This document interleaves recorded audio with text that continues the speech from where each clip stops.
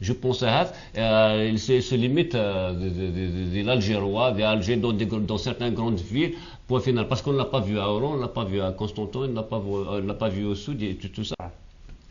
Ben, je suis un peu. J'ai jamais. Ouais, enfin voilà. Moi, à ma connaissance, je ne connais pas un mouvement de masse à travers l'histoire ou à travers le monde qui s'est opposé à un système et qui a détruit un système ou qui a substitué à ce système un autre système. Ça n'existe pas. Il y a toujours eu une avant-garde. Il y a toujours un mouvement de masse et une avant-garde. Une avant-garde qui a une vision claire, une avant-garde qui est politique. Alors quand vous me dites celui qui est partisan, il laisse sa casquette au vestiaire. Nous sommes un mouvement apolitique. Moi je me dis, alors à ce moment-là, vous limitez vos objectifs. Et vos objectifs ne peuvent pas être des objectifs de lutte contre un système. Vous luttez contre des petites choses, comme un mouvement syndical, etc. Je suis d'accord. Vous luttez contre le quatrième mandat. Oui, là, effectivement, vous pouvez empêcher le quatrième mandat. Mais vous ne pouvez pas détruire le système. C'est une prétention que vous amputez de cette prétention dès le départ, en disant que nous ne sommes pas politiques et que, voilà, que Lionel laisse sa casquette. C'est-à-dire que moi, j'ai envie d'abord de clarifier un petit point personnel, c'est-à-dire que moi, je ne suis pas hostile au mouvement Barakat, mais je n'adhère pas. Parce que je suis revenu, j'étais échaudé par des tas de projets comme ça qui n'ont pas abouti. Et je prétends savoir pourquoi ça n'a pas abouti. Parce que nous sommes dans une tradition populiste, qui remonte aux années 20 qui continue jusqu'à présent, et qui fait que chaque fois, on appelle au peuple d'une manière indistincte. Et on croit qu'avec ça, donc on peut.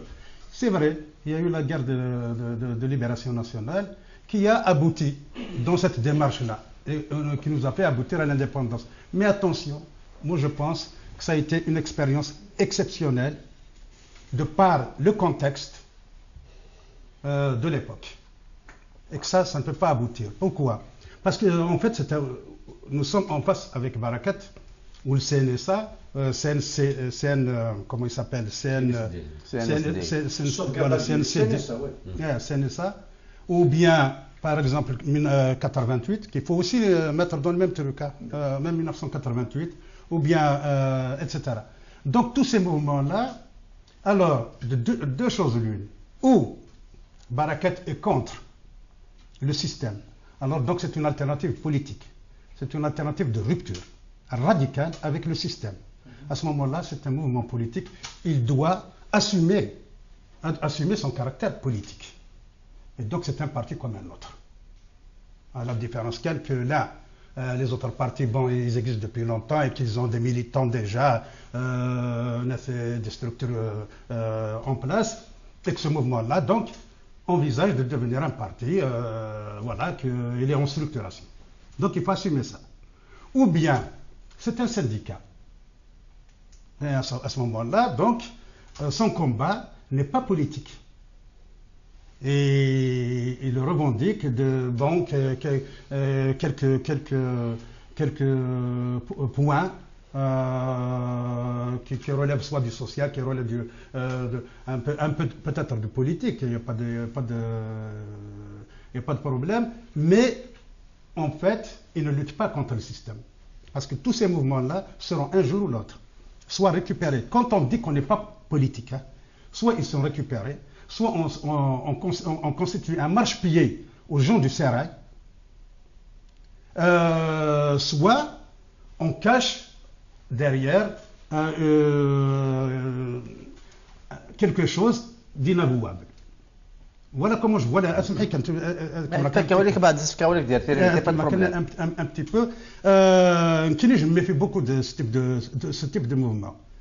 Sans en être hostile, pas du tout. Mais je me méfie parce que encore une fois, ça va échauder encore le peuple.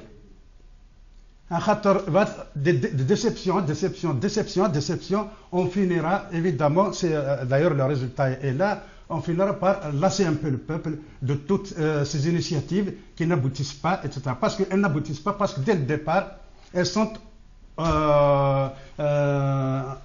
infirmes de lucidité. Elles sont infirmes de lucidité parce que nous avons un système dictatorial, nous avons un système à caractère colonial.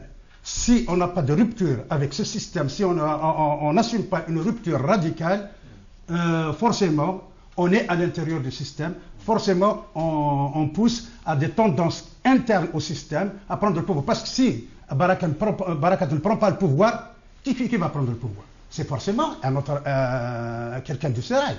Il n'y a qu'eux qui sont candidats, il n'y a qu'eux qui se présentent